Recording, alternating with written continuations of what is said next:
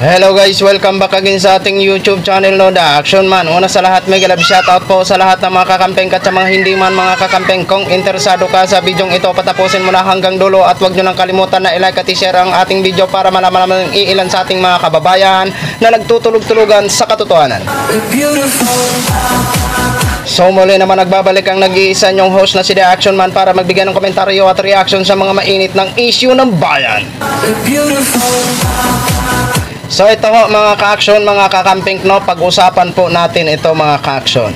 So alam naman po natin sa isang speech ni Robin Padilla ho mga ka-action, hiningi niya po na bigyan ng konsiderasyon ito si Kibuloy ho mga ka-action, na kung saan hingian si Kibuloy ng show cause order ho mga ka-action, o magbibigay ng dahilan si Kibuloy o magbigay ng sulat at dahilan si Kibuloy papunta sa Senado para hindi siya maikontempt. Pero kung matanggap ng Senado ang kanyang paliwanag, pero kung hindi katanggap-tanggap, maaari pa rin siyang ipaaresto ni Senadora Risa Hontiveros.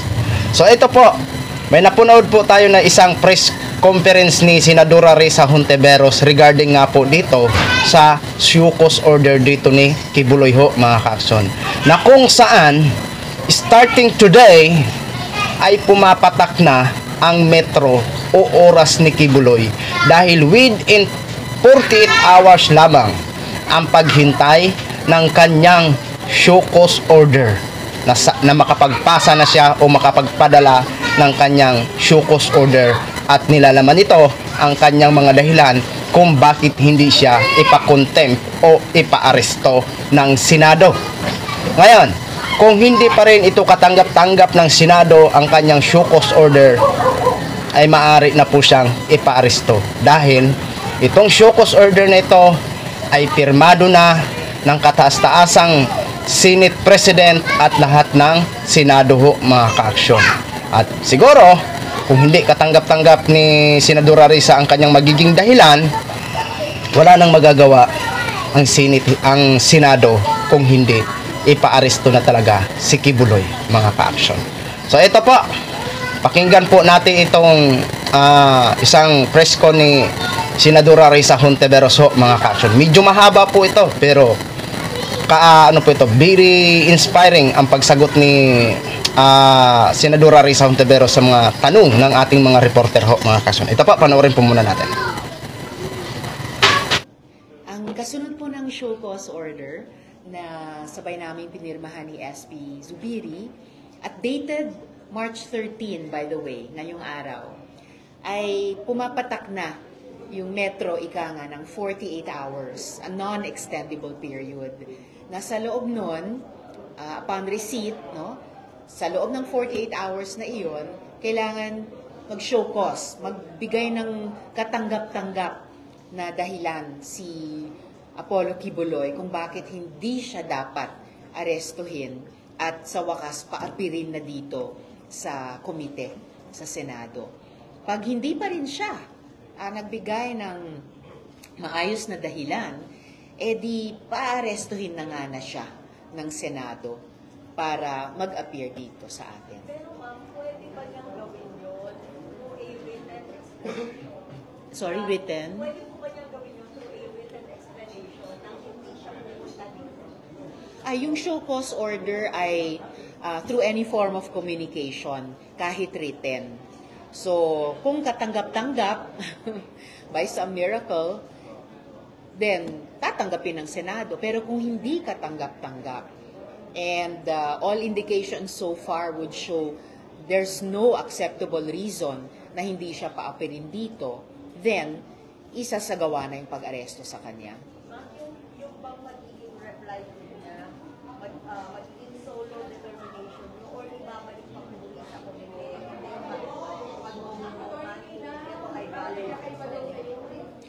Yung show cause order ay communication ng buong Senado na at pinirmahan ng pinakamataas na opisyal dito ang Senate President. So, I don't think kailangan pang bumalik sa committee ko dahil kumbaga yung buong Senado na ang nagpapa-appear sa kanya sa harap ng isa sa mga komite niya. Ma'am, sino po mag-determine kung katanggap-tanggap yung explanation? Kayo lang po as chair or pagbobotohan pa rin ng committee? Pwede I could get back to you on that, kung ano yung magiging proseso, pero by my common sense lamang, sa pag-uusap naming mga senador, kasama ako doon, at syempre kasama pati si SP, madidetermine namin kung baga ano bang sense of the Senate, kung magpadala siya ng dahilan, kung katanggap-tanggap ba ito o hindi. Pero ang bottom line ay, there has to be finally some kind of decent answer from Quiboloy.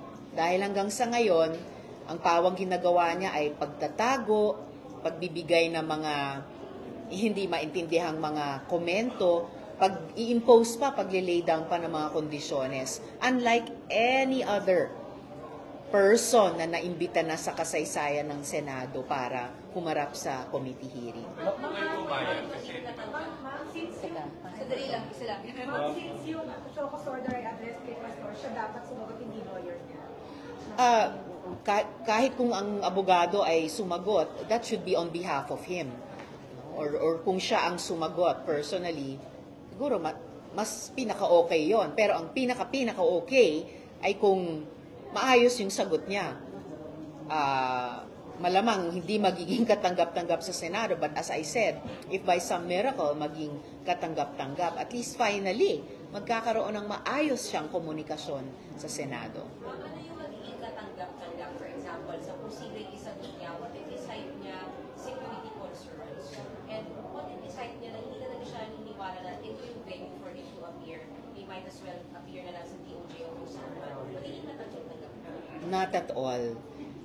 Jurisprudence is firmly on our side. The Senate rules are firmly on our side. At mismong, speaking of jurisprudence, ang Korte Suprema ay nagsalita na rin tungkol dyan. At higit sa lahat, yung mandato ng Senado na magsimpleng pa-appear sa mamamayan. Sino pa man siya, at napakarami ng matataas na opisyal ng church at state ay humarap na sa komite. Kaya bakit nag-i-insist si Quiboloy na wala siyang obligasyong humarap? Sino ba siya para sabihin iyon? At kailangan umabot pa sa ganitong punto na may show cause order pa para hindi siya maaresto. He's actually dug his own grave, sabi ko nga. Kung sana nagpakita na siya sa unang mga imbitasyon pa lamang namin, hindi na kailangang umabot sa ganito. Honestly, I cannot think of an acceptable reason na hindi siya paarestohin. Lalo na kung mananatili siyang magsabing he sees no reason to honor the Senate's invitation or subpoena or show cause order. Pag sinabi niya yon ulit, dahil sinabi na rin niya dati, that really shows the highest disrespect for the Senate as an institution. Na ibang mga institusyon ng gobyerno at iba't ibang mga mamamayan ay nagpakita na ng respeto dati. Siya yung pinakawalang respeto sa nakita ko pa sa tanang buhay kong nagtrabaho dito sa Senado. If he will cite security reasons, nandyan ang ating PNP, nandyan ang osaan ng Senado, dun sa mga ibang humarap sa Senado na nag-cite ng security concerns.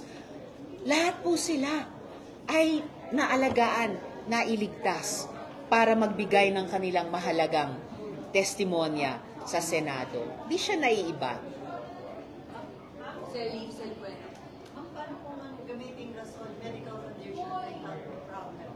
Ang medical condition po ay unfortunately isa sa pinakagasgas na ginagamit na dahilan to the detriment ng ating mga kababayan.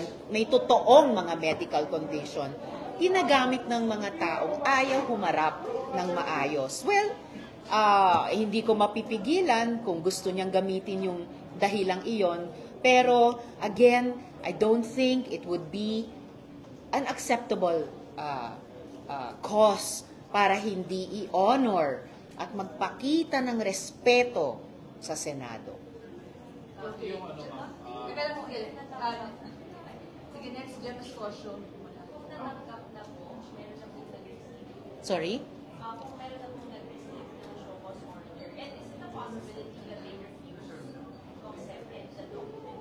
Well, it's a possibility that they would refuse, pero going by precedent, nireceive naman nila yung naunang subpoena ng Senado. So, I don't see any reason they should not accept yung show cause order. Natanggap na ba? Show cause order? Natanggap na ang show cause order ng abogado ni Quiboloy sa Makati. Pero isi-serve pa rin ito sa kanyang address sa Davao. Okay na, next si James Cosio. Ma'am, ano ko lang po, paano po yung meron ding show cause order ang House eh? Oh. May coordination po ba ang Senate sa House sa pagsiserve? Sino po? Paano po ba yun? Kung sino maunang or paano po? I don't think matter ito ng unahan at walang koordinasyon. Fundamentally dahil ang investigasyon ng Senado ay tungkol sa mga reklamo laban kay Quiboloy na mga inabuso niyang mga babae at minor de edad at ibang mga individual pa para sa iba't ibang alleged offenses na kapag maging finding ng komite at subject ng recommendation ay ipapailalim namin dun sa rekomendasyon kaugnay ng mga batas natin on yung consent, lalo na sa mga secretive religious organizations, mga posibleng amyenda sa mga batas paggawa natin, lalo na sa mga walang employee-employee relationship, pumapasok bilang volunteer di umano, pero nalalabag ang mga labor sa occupational safety and health standards. At pati yung mga batas natin kaugnay ng human trafficking. Sorry, nalimutan ko yung isang bahagi ng tanong nyo. Hindi ma'am, kung paano po ba, sabi nyo nga hindi ito unahan. Yeah, yes. At yung magpapadala na yata ang House Okay. sa Davao mismo. Okay. Paano po yung magiging, kung arestuhin, kanino custody? Maghihiraman po. Hindi ko pa po alam. Well, actually, natanong po yung huling punto nyo, kung mapaaresto ng House, ay hihilingin ba ng Senado, paapirin din siya rito sa aming komite para sumagot ng ibang mga tanong. Kasi sa House naman, ang cause nila ay yung franchise ng SMNI. So, posible, kung ma-custody ng House, ay pwedeng hilingin ng komite namin, paharapin din siya rito, or kung ma-custody ng Senate, ma-imagine ko na pwedeng hilingin ng House at wala namang bar sa pagkaalam ko na magpakita ng ganyang interparliamentary courtesy yung dalawang kapulungan sa isa't isa. Okay, next, Marlon Inquirer. Bakit ko kayo pumayag na mag-release ng show cause order? Kasi you already mentioned that in previous Senate hearings, yung mga resource persons, hindi naman ito ginawa. Oo. Naglabas na agad ng arrest order yung Senate sa mga ibang resource person na ayaw. Is this a response to the concern of Senator Robin and other senators na dapat bigyan ng due process, si Quiboloy? Walang paglabag sa due process ni Quiboloy. At importanteng linawin ko dito po, yung show cause order na ito ay para sa na hindi siya maaresto. Yung naging objection noon, kasi nag-lapse na yon as of midnight last night, yung 7 araw para makabuo ng majority of the members of the committee na hindi po naman nabuo, yung 8, so lapse na po yung objection na yon, standing yung citing ko of ruling in contempt. Yung unang hinihiling sana at yung unang naging in a way related sa objection, gusto sana nila na may show cause order dun sa contempt. So lipas na po yon kasi yung objection nga ay kumbaga nag-fail na kasi hindi nakabuo ng majority. Ito pong kasalukuyang show cause order, ito yung show cause order na mayroon na pinirmahan namin ni SP ay show cause order para hindi siya maaresto. So it's a further stage na. Hindi na yung gusto sanang show cause order for the contempt, wala na po yon kasi nag-fail yung objection about that. Ito po ay show cause order para hindi siya maaresto. Ano pa yung isang bahagi ng tanong mo? Kasi yun nga po, yung previous kasi, Yes. nag-release na agad ng Okay. arrest order without Okay. issuing a show cause order. Okay po. Pinaalalahanan po kami sa Senado na nagkaroon ng ruling ang Korte Suprema a couple of weeks ago na pinaalalahanan na bago magkaroon ng arrest, mayroong parang prior half step na show cause order so as not to be subject of arrest. So pinapakita nito yung talagang pagiging tapat ng Senado sa pagsunod at pag-enforce din ng aming mga rules. So, inoobliga namin ang aming mga sarili, sundin ang aming mga rules in like fashion, to the same degree. Obligado din ang mamamayan na tawag nito, kilalanin din at mag-comply sa rules ng Senado, gaya ng ginawa ng napakarami ng tao bago ni Quiboloy. So, hindi siya nakikita na part of a plan to stall the hearing or to stall the issuance of arrest warrant against Quiboloy? Not at all, kasi ang object nga ng show cause order at yung arrest ay para paapilin na siya sa hearing. And again, related dun sa naunang tanong, unahan ba ito? Hindi rin kasi, halimbawa, meron na rin na unsealed na warrant sa US, sa California, for not one, not two, but half dozen na mga charges na mabibigat ang bawat isa. So, kaya nagiging posible na rin na ilagay sa red list ng Interpol. Bukod pa po sa pagkalista ni Quiboloy sa most wanted list ng FBI. Dito, naghain na ang DOJ ng 2 kaso laban sa kanya for human trafficking at saka for child abuse. Meron pang ang pending case on rape na on appeal pa sa DOJ. So, kumbaga, on different fronts, mukhang nagko-converge na yung mga landas, hindi lang ng iba't ibang bansa, pero iba't ibang institusyon dito sa atin na singilin talaga yung accountability niya according to each one's own rules. Okay, next, politiko, Raymond. Ma'am, doon lang sa rally kagabi ng mga KOJC supporters na dinaluhan nila dating Pangulong Duterte at kampanya mga senador si Bongo at Bato de la Rosa. Sa tingin nyo, anyway, maka-apekto ba sa pag-usig kay Ginoong Quiboloy? Yung mga ganong mga pagkilos? Hindi po maka-apekto kahit pa yung pag-appear doon ni Duterte at ni VP Duterte. Lalong magtataka ang tao siguro. Ako, nagtataka. Bakit nag-effort pa silang dalawa na dumepensa sa isang tao na akusado sa mga napakaseryoso at mabibigat na offenses laban sa mga pinaka-vulnerable sa ating lipunan. Mga batang pinilit ni Quiboloy maglimos, mga OFW na kinuha sa kanila yung remittances nila, hindi na umabot sa mga pamilya, nawalan pa ng bahay, ang katulad ni Miss Renita dahil di na mabayaran ang mortgage. Yung mga babae na paulit-ulit na ginagahasa, alang-alang sa appointed son of God. Sana yung effort nilang dalawa, binuhos na lang sa wakas pagdepensa sa ating mga mangingisda at mga kasundaluhan natin at Coast Guard laban sa pangbubuli sa China. So walang maka redirect or walang pigil sa patuloy na pagsingil ng accountability kay Quiboloy kahit yung pagsalita nilang dalawa. At tuloy, dahil nandun si Duterte, di lalong maalala ng mga tao, yung bagong administrator ng mga pagmamay-ari ni Quiboloy. So lalong naging mas klaro pa na intertwined talaga ang fortunes nilang dalawa. Kasi kung ikaw, may pagmamay-ari ka, mag-appoint ka ng administrator, ibig sabihin, hindi mo na kayang i-administer ng sarili mo. And syempre, hindi mo ipapasa kamay sa kahit sino na lang. Somebody na may alam at may malasakit din sa mga pagmamay-ari mo.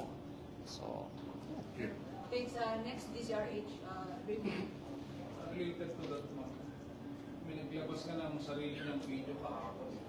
Before the rally kahapon, may video si VP Sara. And she was harping on yung Senate investigation is more of a political event. Dahil wala naman daw in aid of legislation, just like what the other lawyers were saying in the past. Anong maging dating sa inyo ito? Especially coming from the second highest ranking officer. Precisely. At ang second highest ranking official of the land, dapat nagpe-pay attention sa mga statement at hearing bago nila komentan. Dahil klarong-klaro yung opening statement ko sa pinaka-recent hearing, no fewer than 3 ang lumilitaw na areas for corrective legislation. Yung binanggit ko po kaninang mga batas natin tungkol sa consent, lalo na sa ganyang klaseng mga secretive religious organizations, batas ng ating labor code, lalo na sa mga voluntary work, di umano na walang employer-employee relationship, at yung mga legal protections sa ganyang employment status, at yung mga batas natin tungkol sa human trafficking. So, dapat inalam muna yan ni VP bago siya nag-comment ng ganyang wala namang kinalaman sa batas. And political, again, basahin niya yung resolusyon na aming dinidinig. Ito po ay tungkol sa mga grievous offenses laban sa mga babae at menor de edad sa kamay ni Quiboloy. Walang pinag-uusapang politika dyan. Simpleng karapatang pantao at dignidad ng mga tao at mamamayan na dapat dinedepensahan ng pangalawang pinakamataas na opisyal ng bansa. Hindi yung nag-abuso sa kanila. So yun na yung punto na most especially, parang nagpupuhos sila ng time to defend Pastor Kibolo. Hindi naman related most especially sa death and sana kay VP Sara. Yeah, precisely. Pero people concentrate nila yung oras defending Pastor Kibolo. Precisely. Yung mga batang pinilit na magmalimos, pinigilan ng mag-aral dahil yun ang halos full-time ginagawa nila. Yung mga pinangakuan ng scholarship sa Jose Maria College para maging full-time member at worker sa Kingdom, either hindi talaga binigyan ng scholarship or binigyan ng scholarship tapos nung gusto nang humiwalay sa Kingdom, hanggang ngayon ayaw ibigay yung transcript of records, hindi na makapag-aral ulit, hindi maka-apply sa disenteng trabaho. So, sana dun na lang at sa kabuang mga problema at pangangailangan ng ating education system na hanggang sa ngayon ay nasa krisis, kaya nga nagbubuhos ng atensyon at enerhiya ang Kongreso sa isang EDCOM 2 process, nakatapos pa lang ng unang taon, nakapag-ulat na, doon na lang ibaling ni VP ang mga enerhiya niya sa halip na depensahan ang isang Quiboloy na nangaabuso pa nga sa mga bata at estudyanteng ito. Okay, last 3 na lang po. Share, Infa, then Mian. Ma'am, kasi dagdagan ko lang yung naging. Kasi ang argument ko rin sa alos pareho din doon sa argument yung mga witness yung sa tamas, tapos yung venue is not the right venue dahil nasa Korte. Pinasisinungalingan niya ng Korte Suprema mismo. Hindi hadlang sa pagpapatuloy ng legislative investigation clearly in aid of legislation ang pendency ng mga kaso sa judiciary man, executive man or iba pa ang nag-file niyan. Ika nga, ang isa ay hindi mas importante sa isa. At within rules ng Senate, ang pagpapatuloy ng ganitong mga investigasyon. Yung unang bahagi ng tanong niyo? Okay. Okay.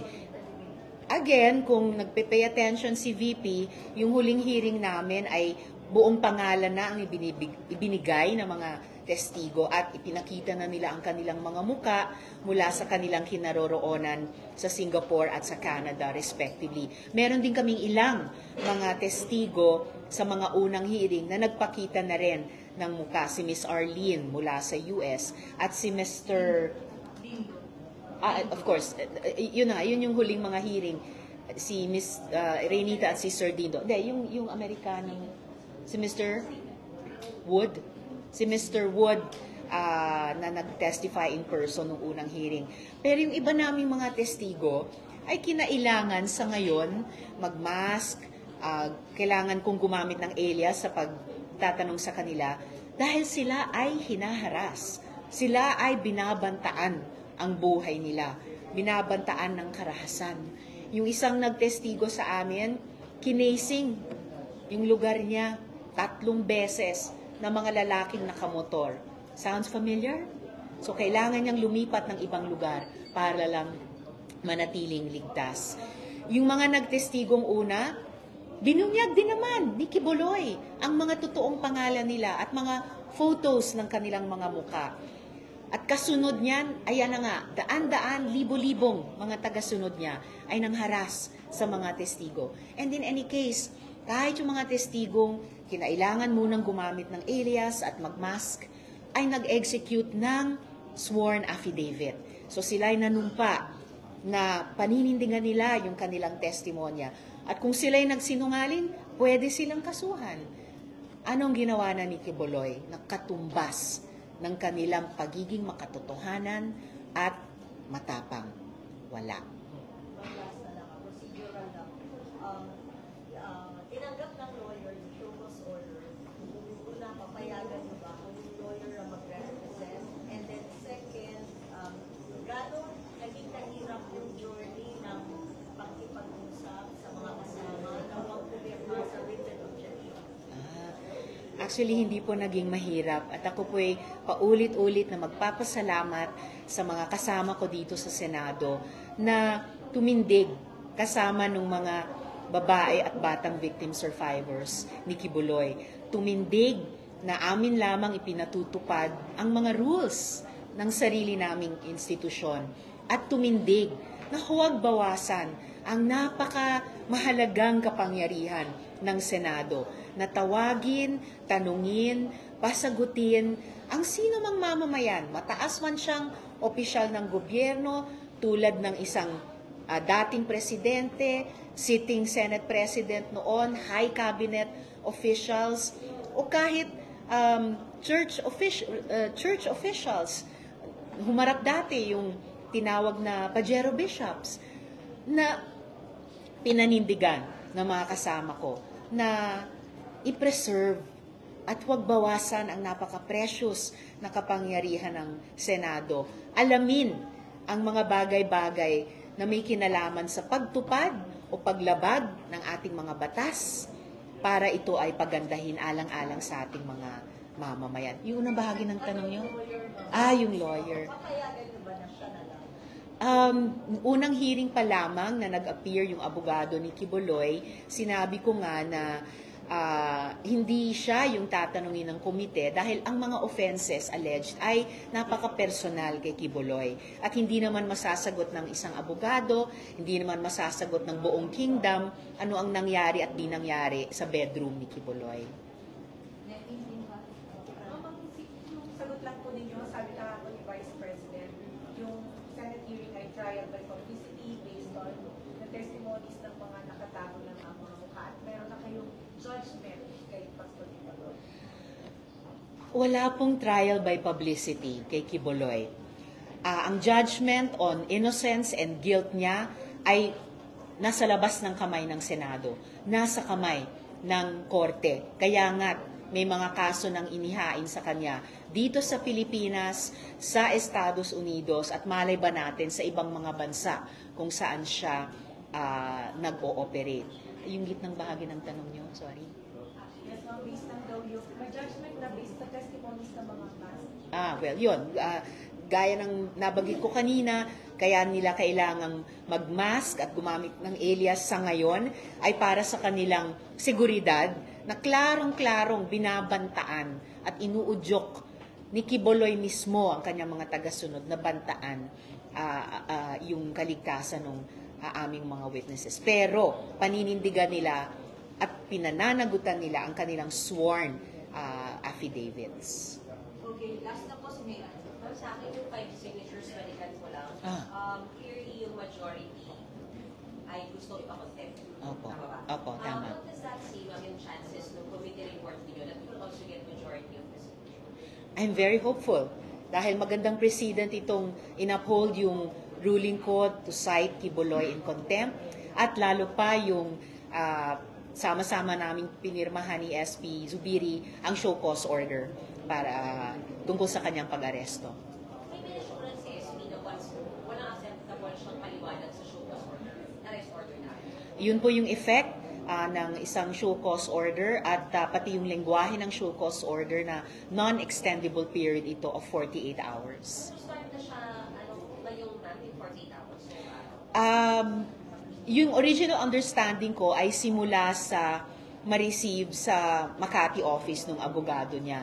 Pero posibleng sabihin pag na-receive dun sa Davao address niya, tulad nung sinerve ng Senado ang subpoena sa kanya.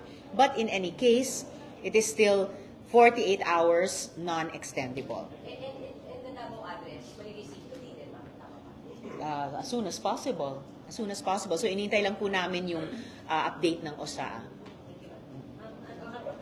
May schedule na yung next hearing. So kung halimbawa ma-receive today sa Davao, so 48 tomorrow. Tapos may weekend pa. So next week ang hearing. Kung ma-receive today sa Davao, 48 hours by Friday. Opo, Friday. So, magiging malaya na kami magtakda as early as next week. Depende na lang sa aming mga paghahanda. Pero kung na-receive na ng lawyer niya sa Makati, di ba yun na yung patak ng 48 hours? Kung na-receive na lawyer? Akala ko nung una, pero may precedent na pina-receive namin sa yung subpoena sa Davao address. So, kung alin of course, I would prefer a sooner period, pero kung sabihin na papatak ang 48 hours from receipt sa personal address niya sa Davao, para sa akin, still, it's just 48 hours at non-extendable. So yun na ho mga ka-action, mga kakamping no, napakinggan na po natin at napanood na po natin ang lahat ng sinabi ni Senadora Risa Hontiveros. Okay? Sana ito wala nang magagawa si Robin Padilla. Kasi alam naman po natin na panggulo po talaga ito si Robin. Wala na po itong ginagawa sa kanyang trabaho bilang isang senador kung hindi ang protektahan si Kibuloy ho mga ka-action. Totoo po yan. Nakikita naman po natin. Busy po siya sa pagprotekta o pagtatanggol dito kay Kibuloy ho mga ka-action. O ito ang ginawa niya sa Senado na parang dinidili niya ang pag-aresto dito kay Kibuloy. Abangan ho natin. May masasabi at may masasabi naman yan sa problema ng franchise ng SMNI na kung saan approve na, ulusot na sa parihong pandinig ng committee ang nasabing pag-revoke ng franchise ng SMNI o pagbawi ng franchise ng SMNI. Alam po natin na may gagawin naman siyang maniobra dito ho sa Kongreso mga ka-action para hindi matuluyan. Pero wala na po siya magagawa. Hindi ko lang alam kung malilipat pa ba kung sakali na na-aproba na o lumusot na, kung may magagawa pa ba o kung mag-apila ito si Robin Padilla. Alam po natin mga ka-action na ito si Robin pasaway po talaga. Wala na po yung ginagawa sa Senado kung hindi puro na lang kabulastugan, puro na lang pagdidelay ng mga kaso dahil ito si Kibuloy ang nakasalang mga ka-action. Kaya sana ma-impeach na lang ito si Robin Padilla mga ka-action kasi kawawa naman ang pinapasweldo dito mga ka-action. Sayang na sayang po talaga ang sweldo dito sa taong ito. Wala po tayong mapapakinabangan at wala tayong mapapala dyan kay Robin Padilla. Hindi na po yan nagtatrabaho bilang isang senador. Kung hindi nagtatrabaho na po yan para protektahan ang kanyang kaibigan na si Pastor Apollo Kibuloy. So yun lang ho mga ka-action, no? Gin-share ko lang ho sa inyo. Maraming salamat po sa ating mga viewers Luzon, Visayas at Mindanao all over the world. Ako po ang inyong lingkod, si The Action Man. Have a good day, everyone. Beautiful.